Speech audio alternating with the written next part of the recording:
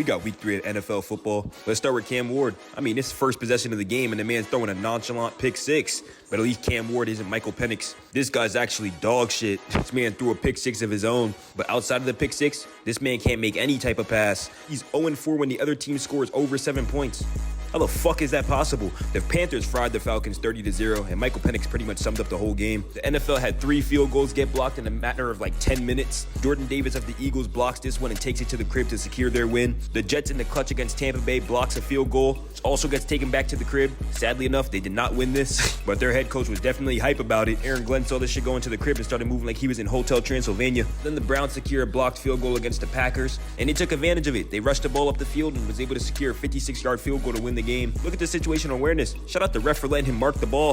Back to some quarterbacks. Caleb Williams is actually able to have a good game, even threw a 65-yard flea flicker touchdown. The Bears actually beat the brakes off the Cowboys. And then we have Russell Wilson being the worst quarterback we've ever seen in our lives. His 4-play sequence was terrible. First, he tried to throw the ball to the locker room. Then he has this sorry-ass QB draw for 4 yards. And then he got pressured into sending a ball sky high to the back of the end zone. And to close off this 4th and goal, he tried to show off his accuracy by throwing a crossbar. Continuing with quarterbacks, teams hate Jalen Hurts and they make sure he knows it. But Baker Mayfield is playing like the greatest quarterback you've ever seen. I mean, outside of this 33-yard scramble, if you didn't watch his performance, you need to. This man was getting active. Who wasn't getting active? Marcus Mariota. I'm gonna need somebody to explain to me who he was feeling like.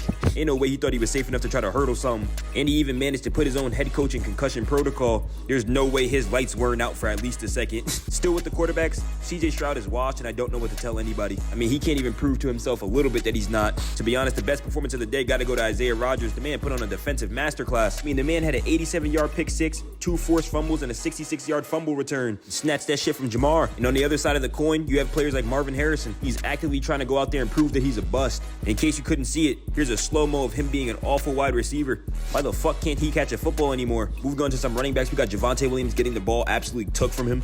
It was a great play from Stevenson, but it just looked like Javonte just donated this man the ball. Can you imagine how good Ashton Genty would be if he wasn't playing on the Raiders? If he didn't have to play behind this Astor class of an O-line, he could actually punch something home. Then we have Najee Harris out for the season after popping his Achilles. Ugh. This one's for the Cowboy fans, just to remind you that Diggs is ass, and no one knows what the fuck he's doing out there. Oh, and Nick Bosa's out for the season as well. I'm just not sure if anybody cares about that one. And yeah, it's fuck Jerry Jones, but it's forever fuck Kelly Olynyk.